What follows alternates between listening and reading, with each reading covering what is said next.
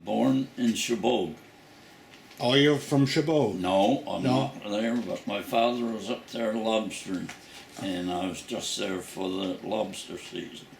And then I went to Back Row, Shelburne County.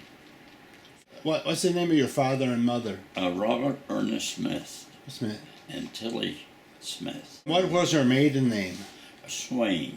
After the lobster season, I went back to Back Row, and we came up here in 1927. Then I went back in when I was 9 years old, I went back to Back Row to live with my grandparents to help them out because they were getting awful old. They were 70, and they were old. So I went 70, they were old. Yeah, they were. And now you're over 90 and you're not old, eh? Now I'm 94. Well, I only went to school 2 years in Sanford. Okay. And I went to Back Row, and I went to school for 6 years. And then I moved back to Sanford and went to school there for 2 more years. Okay. And so how high did you go in school? grade 9. After that, what happened there? Well, after that, of course, my father says, you're 17, you're going in the fishing boat. So I started fishing, lobstering at 17. With him? With your father? Yes. My mother passed away in 1939 at the age of 47. Okay. So when we finished the lobster season in 1941, when I joined the Army at 19. It's a funny thing, of course, in those days we never had cars, we had bicycles. And a group of us used to meet every night, and in May 1941, we were talking because it was the sinking of the Bismarck. And I said to a friend of mine, I'm going down and join the Army as soon as we get our lobster traps up. So anyway, I decided on a day, I think it was the 4th of June, I went down and signed up, to sign up.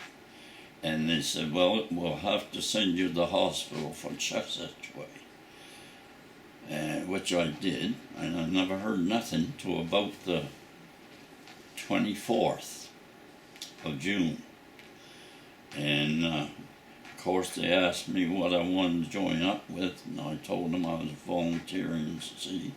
I said I wanted to get in the transport unit, which was the Army Service Corps. So anyway, on the 26th of June 1941, I got a phone call. They said, why wasn't you here to the station yesterday morning? Says the group went to Aldershot, and you were supposed to be with them. He says, you're AWOL. I said, what's that? So they told me I was absent without leave. How come you wanted to join in the transport unit? Well, I had a license to drive, and very few had at that time. Did you have a vehicle?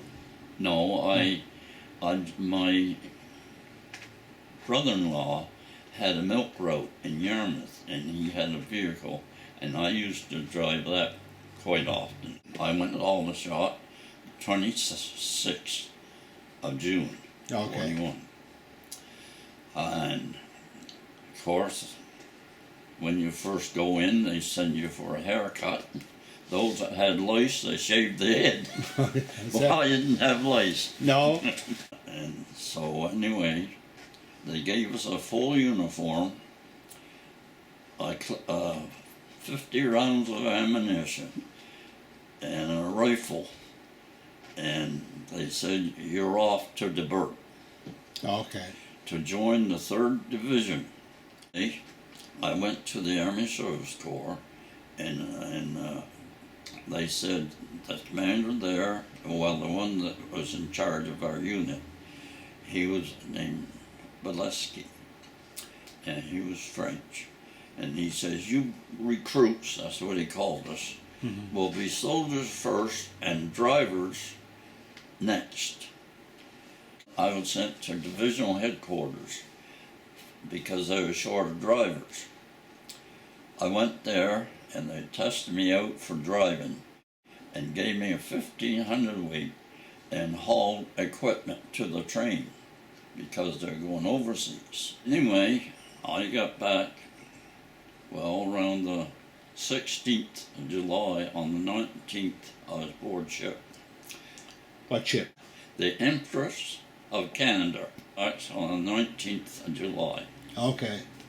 So I was only in about 3 weeks before I sailed. I had no training. I was just reinforcements because they were going overseas. They wanted to bring the division up to strength.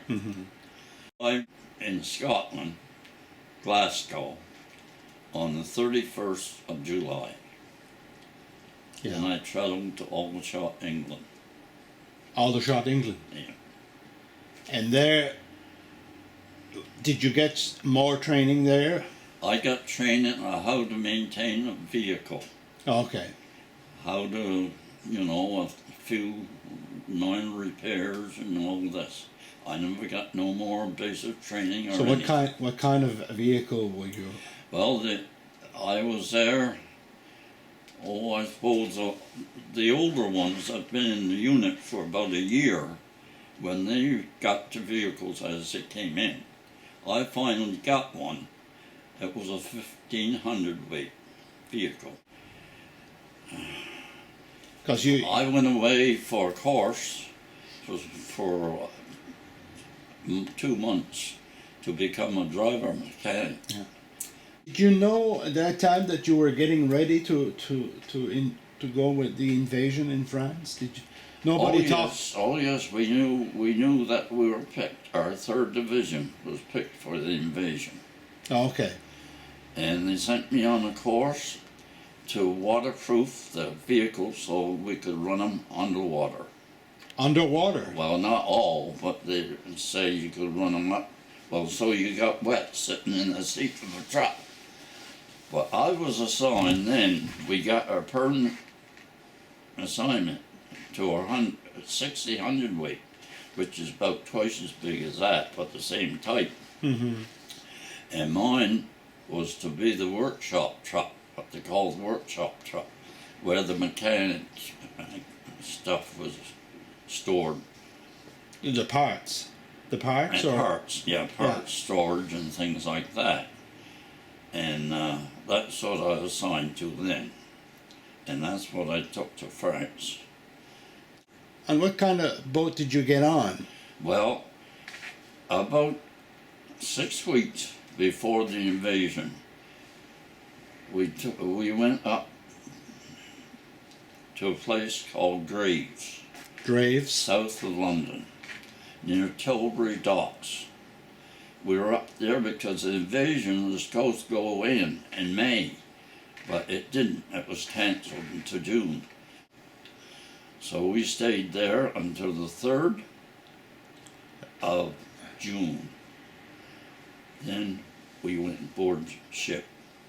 I went aboard an LST, that's a landing ship tank, American, all American crew in an American ship. Oh yeah? And that was on the Thames, and that was at Tilbury Docks, and that was on the 3rd of June. We sailed from there out into the English Channel until the morning of the 6th of June. We joined the fleet out there. But talk about rough and foggy. Oh yeah. Well, I was on the top deck. It was 2 decks, and the water was coming right over the bow most of the time. We couldn't sleep under the trucks. We had to sleep in the cab. Did you get sick? No, I've been lobstering. I was all right. Right. A lot did. That's the first time I got good rations. We had American rations. And I can remember one day we had sauerkraut and hot dogs Oh yeah. and pumpkin pie. Yeah. Well, I got my fill because a lot was seasick. So you crossed the channel, Oh yeah. and so describe to me what was going on then. Well, there was nothing going on that we knew of until we joined the convoy, and then we went by convoy because they'd cleared the mines and so on, so that the ship stayed in line. And there was all kinds of, well, size of mine, one I was on, and we went towards the beach. I was supposed to land, we had our landing, I was supposed to land at 11 o'clock on yellow section of Juno Beach. Well, it was afternoon. The boat started to go in. We landed on a sandbar. A sandbar. Yeah. Off That's the- day. Off the beach, I suppose, 300 yards That far. on the sandbar. And there we stayed. We couldn't get You couldn't get off. because of deep water inside and so on. We stayed there that night. And That was during the landing on Normandy. that was the morning of the landing on Normandy. But so you were stuck on the sandbar. Right. And we got So all around you there was people.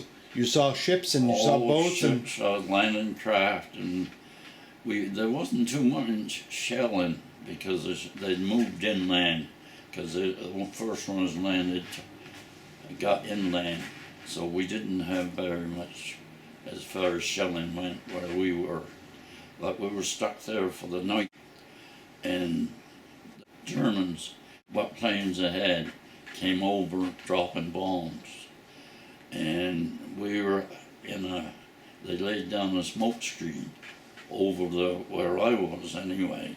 You could hardly breathe. Is that right? So the German planes couldn't see you. The German pilots. Yeah. Were you All they bombed do- close to you? Pardon? Were there bombs Yes. dropped close to you? That was the worst night. I think it's one of the worst nights. So that's the start of it. And the bombs would land, and the ship would just ring. And we said, well, next one may be ours. But it wasn't. So your ship was never bombed. No. Was bombed, but not hit. They could drop it anywhere because there's such a fleet Yeah. of invading craft around. They sunk some. So what was going on in your mind at that time? Do you remember Well, anything? We just figured, well, there's one for us, we'll get it. If it's not, we won't. That's right? the attitude we took through the Yeah. whole war. Yeah. But there were ships sunk quite close to us. We backed off the sandbar. So the tide came up, did Yeah. it? And we backed off. And the next morning, they brought these rafts out. There were a motor on each end, on four ends.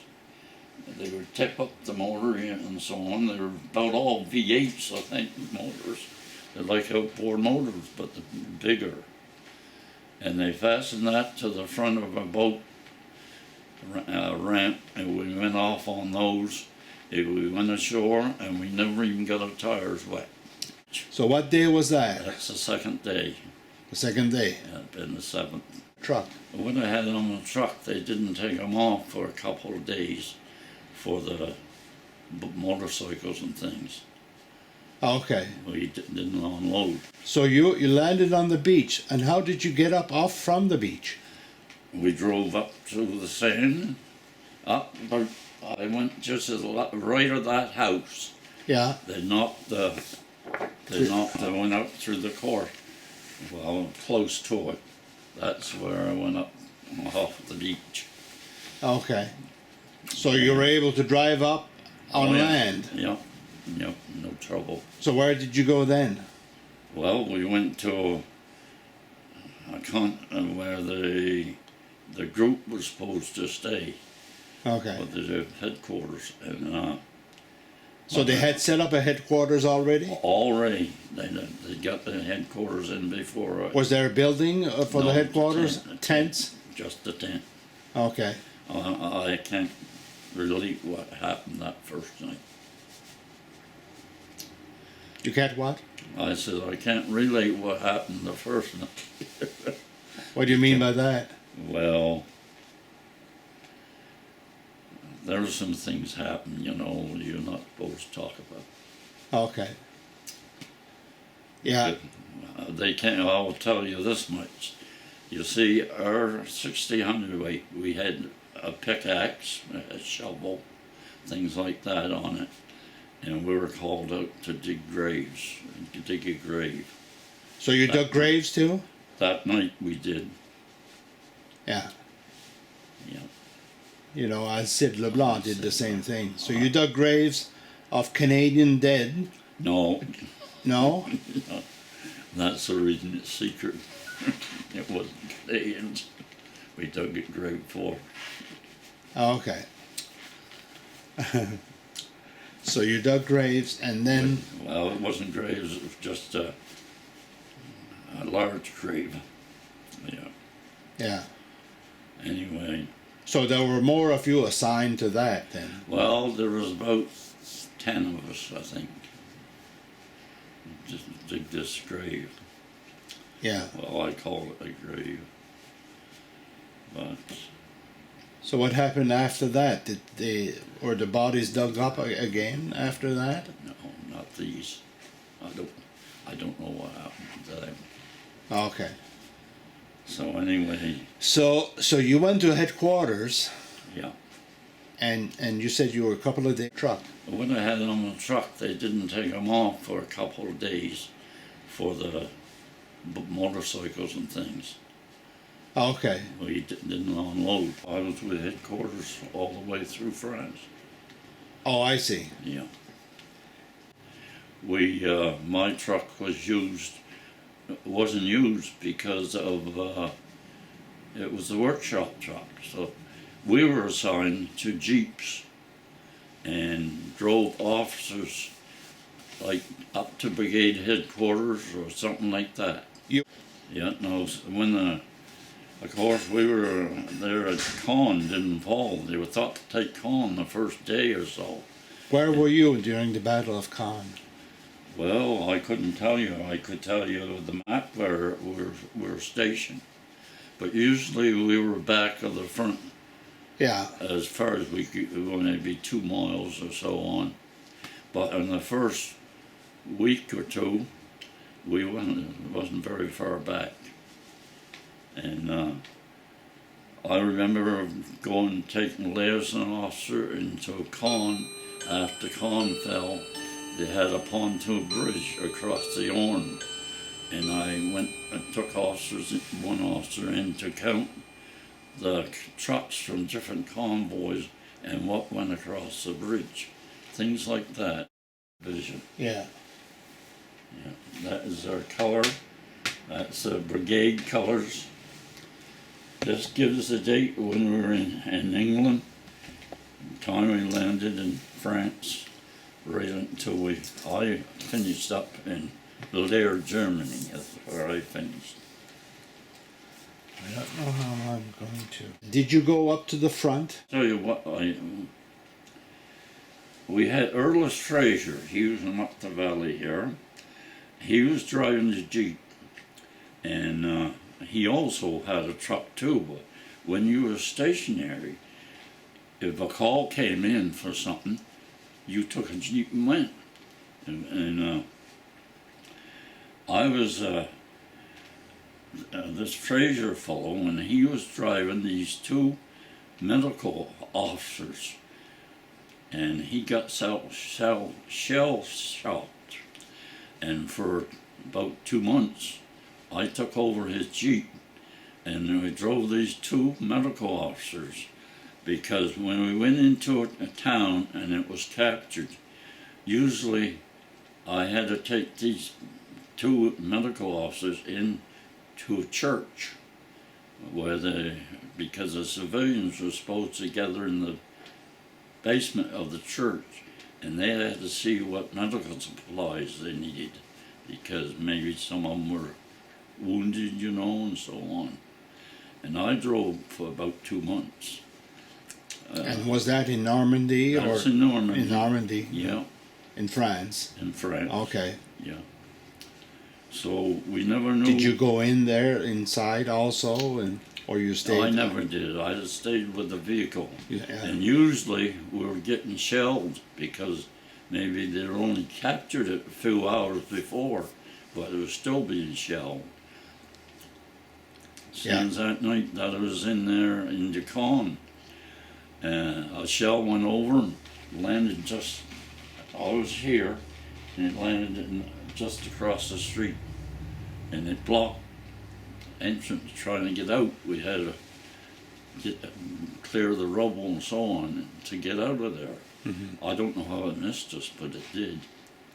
And, Were there still German soldiers around there also? were still German shells because. But there were soldiers also in the towns, you know, around the churches well, and that. The soldiers snipers moved back over, you know, but they were just trying to get the supplies across to them, across this pontoon bridge, and I was picked to go in there to drive them in. Okay. Yeah. Yeah. So your life was in danger all the time. At that. All the time. One time we were coming up to this crossroad where there's directing traffic, and a shell landed in the ditch. I don't know how it cleared my Jeep. My Jeep was full of mud. No shrapnel. That close. Yeah. I got machine gun there. We were passing a convoy one time, and a German plane came machine gunning. I got out. I was stonewalled just away from the Jeep. Did you see any civilians in that? Well, it's funny. We were outside of Calais, or Calais, whatever you call it. We had it surrounded. And they called a truce for 24 hours to let the civilians come out. I don't know why, but I was assigned to a truck to go in and bring out a load of civilians. Well, we just went into where the Germans was. You could look and see them in the trenches and so on. And I drove a bunch of civilians back. So you went to pick up civilians. Yeah. Among the German soldiers. Yeah. They let you go by. Let us go up to their front, and then the civilians, they were walked out, you know, and you know, it was a truce for 24 hours, and after that was up, they surrendered. That's where I lost 2 of my friends. I was doing the fighting of it. So you had 2 friends that were fighting in Calais or killed. around? They were killed. They were killed. Like what? Well, now I'll tell you. I was surprised that I'd get this thing because I was in a transport unit. I wasn't in combat. And some people think if you wasn't in combat, you wasn't in danger.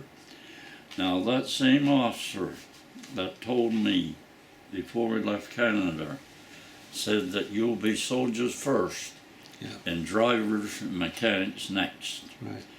Outside Caracat Airport, outside of Caen, before Caen had fallen, he had advanced from a captain to a colonel, lieutenant colonel, in charge of all service corps in the division. One day, a shell landed and blew him to bits, him and the sergeant. Right. And they picked up his remains in an ammunition box. In your trucks or in your Jeep, did you have a gun with you? Did you have a rifle? In fact, I had a revolver most of the time. You had a revolver also? Yeah, a German one. A German one? One's a Mauser. How come you had a German one? Well, one off of the troops, German troops. Well, everybody over there has a German revolver. It was a 7.65. In my truck, I always carried my rifle. And when we were in France, about the first week, when we slept, of course, in holes, we dug our slit trenches. There wasn't one there. Anyway, we in the night, first thing we find something crawling, and it used to be these grand moles used to crawl in with you. So anyway, Moles, M-O-L-E? yeah, So you always had your gun there at night, Yeah. also with you. yeah. But I never had to use it. I never used or fired at enemy at all. You never used it, no? Never used no rifle. And your hip gun neither, your revolver neither. No, I had it. Yeah. How far in Germany did you go to? Just near Emden, a place called Leer, L-E-E-R, just over the border. And now I went over the border. So how long did that take from Normandy to Leer? About what time, what month were you in Leer? So you started in June. That would have been in last of April or May sometime. That's where. That far away? That's where war ended. Okay. Yeah. So you were all that time. You were from June to April or May to the victory in Europe. Yeah. You were there all that time. No, I was in the hospital for 2 months. What happened there? Diphtheria. I don't know where I got it. I said it was a bad sore throat. But anyway, I was in Ghent, In where? Belgium. Ghent in Belgium. In Belgium. And So the spare driver worked during your time that you were in hospital, and when you came back, you took over your truck. well, the funny part of it was, I went in the hospital for Nijmegen, and when I came back, the unit was still Nijmegen. Oh, I They see. were there all winter. And I was assigned to a, well, I called it a scout car. It was an armored car, and it just had a bring gun for guns. And I was picked, I don't know why, to drive that. So we drove for around that, so see what the Germans would do, because we didn't know. But that's where I spent victory, driving that around there for 2 days. I didn't celebrate anything. No, you didn't celebrate. No. But that was what I was doing for Yeah. the 8th of May. So sometime November, imagine. And then we went back to England. And the funny thing about it, when we decided we were going to join up, and a fellow by the name of Freddie Harris, Yeah. he was supposed to meet me to sign up. And that's where I met him when we were put into a unit to come back to England. He was in the same unit. Yeah. It's a D-Day medal. It's got the name of the beaches on it with Americans and everything. That Okay. was issued for anyone that landed D-Day.